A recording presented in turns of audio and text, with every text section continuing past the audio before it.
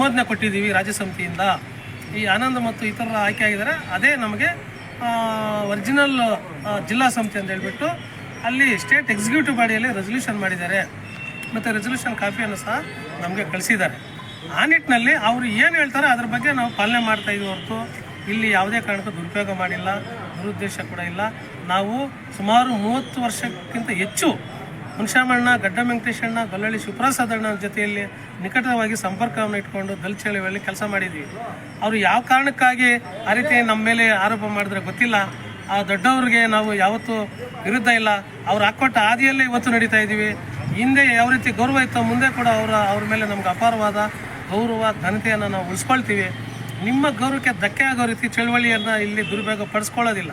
ಲೆಟ್ರೇಟನ್ನು ಯಾವುದೇ ಕಚೇರಿಗಳು ಕೊಟ್ಟಿಲ್ಲ. ನಾವು ರಾಜ್ಯ ಸಮಿತಿ ಕೊಟ್ಟಿರೋ ಲೆಟ್ರೇಟನ್ನು ಪತ್ರಿಕೆ ಕೊಟ್ಟಿದ್ದೀವಿ ಮತ್ತು ಅದನ್ನು ಹಿರಿಯ ಮುಖಂಡರಾದ ಜಂಗಮಪ್ಪ ಅವರಿಂದ ಘೋಷಣೆ ಮಾಡಿಸಿದ್ವಿ ಅಷ್ಟೇ. ಅವರು ರಾಜ್ಯ ಸಮಿತಿ ಹೇಳಿದಂತೆ ನಾವು ಪಾಲನೆ ಮಾಡ್ತೀವಿ ಮತ್ತು ನಿಮಗೂ ಕೂಡ ಅಷ್ಟೇ ಬೆಲೆಯನ್ನು ಕೊಡ್ತೀವಿ. ಆದರೆ ಯಾರೋ ಕೆಲವು ಒತ್ತಡಗಳಿಗೆ ನೀವು ಬಲಿಯಾಗಿ ಈ ರೀತಿ ಚಳುವಳಿಯನ್ನು ಒಂದು ಕಣ್ಣಿಗೆ ಸುಣ್ಣ ಒಂದು ಕಣ್ಣಿಗೆ ಬೆಣ್ಣೆ ಇಡ್ತಕ್ಕಂಥ ಕೆಲಸವನ್ನು ಮಾಡಬೇಡಿ ಅಂತ ನಾನು ಅವರಲ್ಲಿ ಮನವಿ ಮಾಡ್ತೀನಿ. ಯಾಕೆಂದರೆ ಇಷ್ಟು ವರ್ಷಗಳು ಒಟ್ಟಾಗಿದ್ದಂಥವರು ನಾವು ಹುಣಸಮ್ಮಣ್ಣ ಹೇಳಿದಾಗೆ ತಾಡ್ಗೋಳ್ ಕ್ರಾಸಿಂದ ಶ್ರೀನಿವಾಸಪುರದವ್ರಿಗೆ ಕಾಲ್ನಡಿ ಜಾಥಾ ಮಾಡಿದ್ದೀವಿ.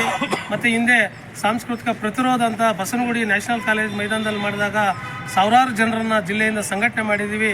ಈ ಹಿಂದೆ ಆದಿಮಾಗೆ ನಾವು ಹೋಗಿ ಮುನ್ಷಮ್ಮಣ್ಣವ್ರ ಜೊತೆಯಲ್ಲಿ ಸಹಕಾರ ಮಾಡಿದ್ದೀವಿ. ಗಡ್ಡ ವೆಂಕಟೇಶಣ್ಣ ಜೊತೆಯಲ್ಲಿ ಸಂಘಟನೆ ಕಟ್ಟಿದ್ದೀವಿ. ಗಡ್ಡ ವೆಂಕಟೇಶಣ್ಣವರು ಈಗಲೂ ಕೂಡ ನಮ್ಮ ಬೆನ್ನೆಲುಬಾಗಿ ನಿಂತು ನಮ್ಮನ್ನು ತಾಲೂಕು ಸಂಚಾಲಕರಾಗಿ ಜಿಲ್ಲಾ ಸಂಚಾಲಕರಾಗಿ ಮಾಡಿದ್ದಾರೆ. ಚಳುವಳಿಯಲ್ಲಿ ಗಟ್ಟಿಯಾಗಿ ನಿಲ್ಲಲಿಕ್ಕೆ ಕಾರಣರಾಗಿದ್ದಾರೆ.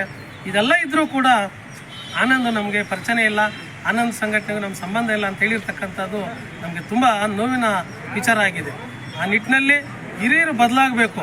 ಏನು 70ರ ದಶಕದಲ್ಲಿ ಗಟ್ಟಿಯಾಗಿ ಚಳುವಳಿಯನ್ನು ನೀವು ಗಟ್ಟಿದ್ದೀರಾ, ಆದರೆ 90ರ ದಶಕದ ನಂತರ ಸಾಕಷ್ಟು ಚಳುವಳಿಗಳಾಗಿ ವಿಭಾಗ ಆಯಿತು. ಅದನ್ನೆಲ್ಲ ತಡೀಲಿಕ್ಕೆ ಆಯ್ತಾ ನಿಮ್ಮ ಕೈಯಲ್ಲಿ? ಸಾಧ್ಯ ಆಗಲಿಲ್ಲಲ್ಲ. ಚಿಕ್ಕಬಳ್ಳಾಪುರ ಜಿಲ್ಲೆಯಲ್ಲಿ ಡಿಸೆಂಬರ್ 27 ಘೋಷಣೆ ಆದ ನಂತರ 1 ತಿಂಗಳ ನಂತರ ನೀವು ಆ ಕಮಿಟಿ ಸರಿ ಇಲ್ಲ ಅಂತ ಹೇಳೋದು ಎಷ್ಟು ಮಟ್ಟಿಗೆ ಸರಿ?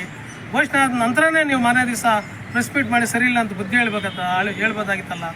ವೆಂಕಟೇಶ್ ಅಣ್ಣವ್ರ ಮನೆಗೆ ನಾವು ಖುದ್ದು ಭೇಟಿ ಮಾಡಿದ್ದೀವಿ ಜನವರಿ 17ರಂದು. ಅವತ್ತು ಯಾಕೆ ತಾವು ಇದು ಸರಿ ಇಲ್ಲ, ಇದು ಮಾಡಬಾರ್ದು ಅಂತ ನೀವು ಖಂಡನೀಯ ಅಂತ ಹೇಳಿಲ್ವಲ್ಲ ವೆಂಕಟೇಶ್ ಅಣ್ಣ?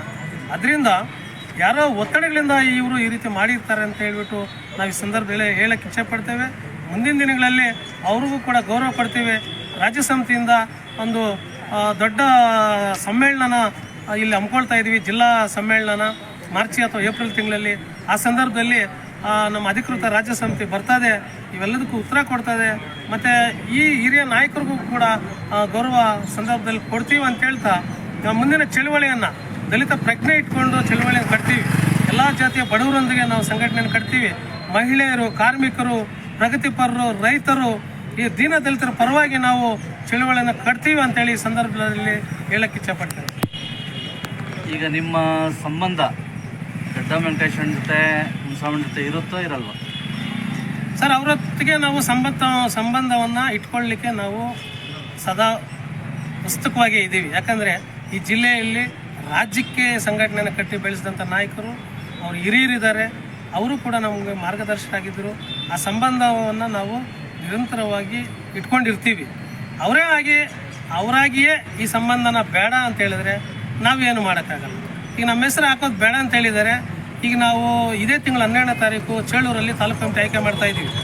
ಅವರಿಬ್ಬರ ಹೆಸರುಗಳನ್ನು ಕೈ ಬಿಟ್ಟಿದ್ದೀವಿ ಕರಪತ್ರದಲ್ಲಿ. ಅವ್ರಿಗೆ ಒಪ್ಪಿಗೆ ಅವ್ರ ಮೇಲೆ ಡಿಪೆಂಡ್ ಆಗಿದೆ ಹೊರತು ನಾವು ಯಾವತ್ತೂ ಸಂಬಂಧವನ್ನು ಕಳೆದುಕೊಳ್ಳೋದಿಲ್ಲ. ಅವರಾಗಿ ಅವ್ರು ಕಳೆದುಕೊಂಡ್ರೆ ನಾವೇನು ಮಾಡೋಕ್ಕಾಗೋದಿಲ್ಲ. ಈಗ ಅವರು ಮೊನ್ನೆ ಸ್ಪಷ್ಟನೆ ಕೊಟ್ಟಿದ್ದಾರೆ, ಪರಮೇಶ್ ಅವರ ತಂಡನೇ ತಾಲೂಕು ನಿಜವಾದ ಸಮಿತಿ ಅಂತ.